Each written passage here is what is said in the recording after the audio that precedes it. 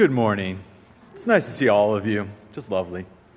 Now, I would like to tell you something about my history, something that happened to me, and then actually break down the Bible verse that Pastor Debbie just read for us, and actually speak about how it directly applies to every human being in the world.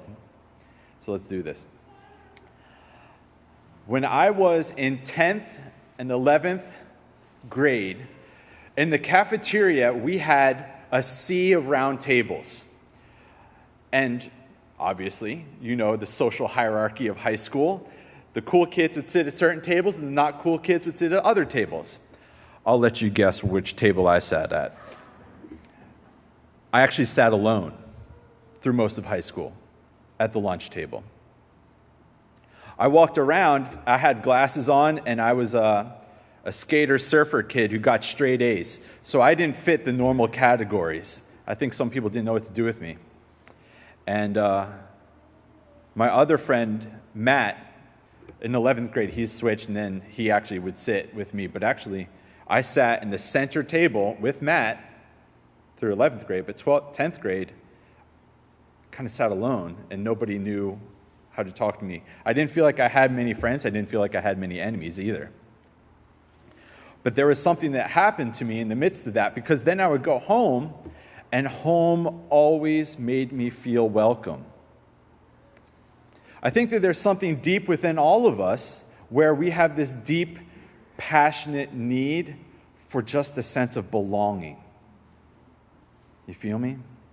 And some of us have had these experiences in primary or elementary or secondary years to be really good ones. Some of us have had families that made us feel very welcome. Some of us did not.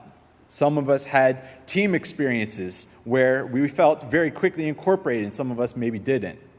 Some of us maybe even had college friends that dropped out on us, and maybe others had a great college experience. But there's a core fundamental thing that happens in all of us because we all have this inherent need to feel like we belong. And this passage that Pastor Debbie just read, it's fascinating to me because it kind of builds on this. Jesus says that he's going to go to the Father's house and build an extension on it for us. Elsewhere in the Gospels, Jesus talks about the temple as being his Father's house.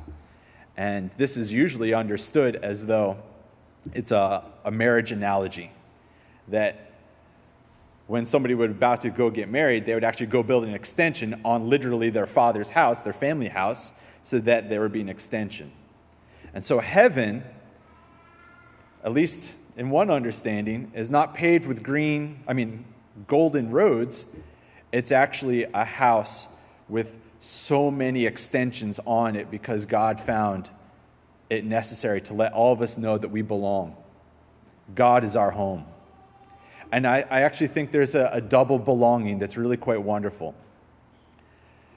For us and our individual souls, our own understanding of who we are, our heaven is God.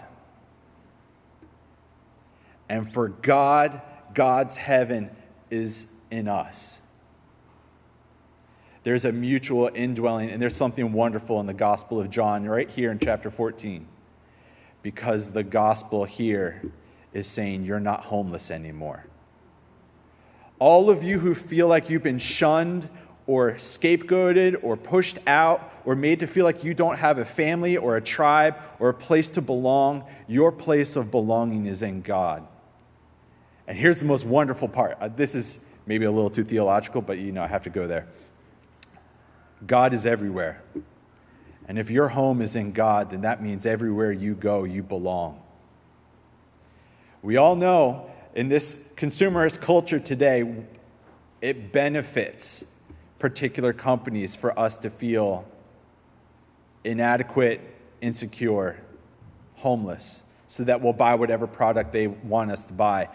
But the gospel is that you don't have to buy anything because God did everything necessary to buy you. So I would just love to invite you. Try over the next couple weeks, I would like to talk through the passages of John's gospel that we're going to be doing and talk about how each passage fulfills a core human need within all of us. This week, is that the gospel tells us every single one of us belong. And that narrative is much better than any narrative that tells us we don't have a home. Our home is with each other, and our home is with God. May you this week know deeply in your bones and in your soul that you belong here. Amen.